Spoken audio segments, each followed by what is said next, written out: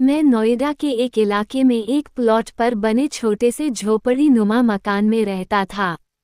Plot के मालिक ने प्लॉट की देखभाल के लिए मुझे वहां टिका दिया था।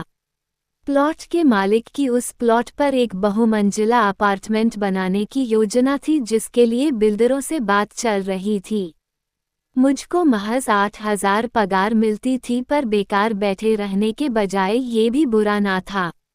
ना जाने कितने लोग दिल्ली मुंबई जैसे बड़े शहरों में मामूली पगार पर काम करने आते हैं, क्योंकि उनके पास और कोई काम नहीं होता। कईयों को तो काफ़ी खराब हालात में रहना पड़ता है, पर मैं संतुष्ट था। रहने को झोपड़ी थी ही, वही कुछ कच्चा पक्का बनाकर खा लेता था। बिजली पानी की सुविधा 24 घंटे थी, जिसका बिल मालिक अदा करता था। कुल मिलाकर मेरी जिंदगी की गाड़ी ठीक ठाक चल रही थी। एक दिन सीमा नाम की लड़की से मेरा परिचय हुआ। धीरे धीरे हम दोनों एक दूसरे से मिलने लगे। सीमा से परिचय होने के बाद तो जिंदगी में कोई कमी ही नहीं रह गई थी। बीच बीच में सीमा मेरे पास आती थी और मेरी रातों को गुलजार कर जाया करती थी। मैं अपनी जिंदगी से काफ़ी संतुष्ट था, खासकर सीमा के आने के बाद से। सीमा समय समय पर मुझसे थोड़े बहुत पैसे लेती रहती थी, पर मुझे इसका ज़रा भी अफसोस नहीं था, क्योंकि बदले में मुझे सीमा से काफ़ी कुछ मिलता भी था। परेशानी तब हुई जब सीमा की मांग दिन ब दिन बढ़ने लगी। एक दिन तो उसने मुझसे बड़ी मांग कर दी, राकेश मुझे 1,00,000 रुपए की सख्त ज़रूरत है। यह उसने मेरे बालों में प्यार से हाथ फेरते हुए कहा। क्या 1,00,000 रुपये? तुम पागल तो नहीं हो गई हो क्या सीमा? मैंने चौंक कर उठते हुए कहा। क्या तुम मेरे लिए इतना भी नहीं कर सकते? पहली बार तुम मुझे मना कर रहे हो। क्या इतना ही प्यार है तुम्हारे दिल में मेरे लिए, या फिर मुझसे मन भर गया है? सीमा ने प्यार से कहा। देखो, जो रकम मेरे बस में है वो मैं तुम्हें दे सकता हूँ, पर 1,00,000 इतने रुपए तो मेरी साल भर की पगार के बराबर हैं। मैंने उसे समझाने की कोशिश की। 10 साल की पगार के बराबर तो नहीं है ना? एकाएक सीमा का रुख बदल गया।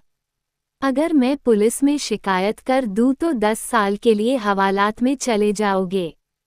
सीसीटीवी कैमरे में सबूत है कि तुम मुझे अपने साथ लाते रहे हो। यहाँ की हर गली नुक्कड़ में सीसीटीवी कैमरे लगे हुए हैं।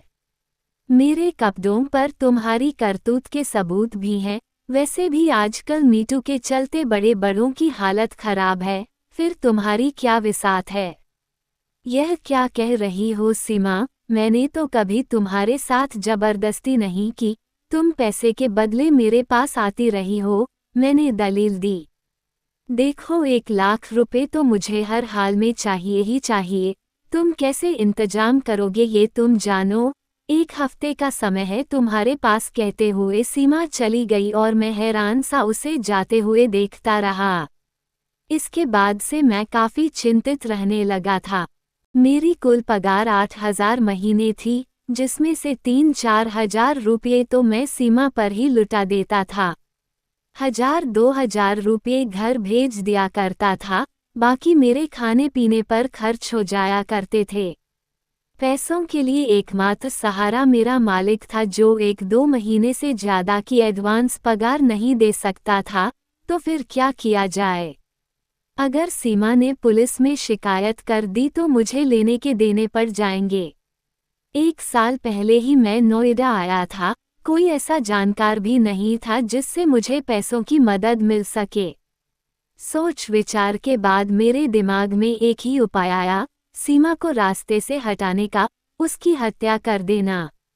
पर लाश को कहाँ और कैसे ठिकाने लगाऊंगा, ये बहुत बड़ी समस्या थी। काफ़ी सोच विचार के बाद मैंने लाश को प्लॉट के एक कोने में फेंककर खुद पुलिस को सूचित करने की योजना सोची। मैं खुद शिकायत करूंगा तो पुलिस को शक भी नहीं होगा।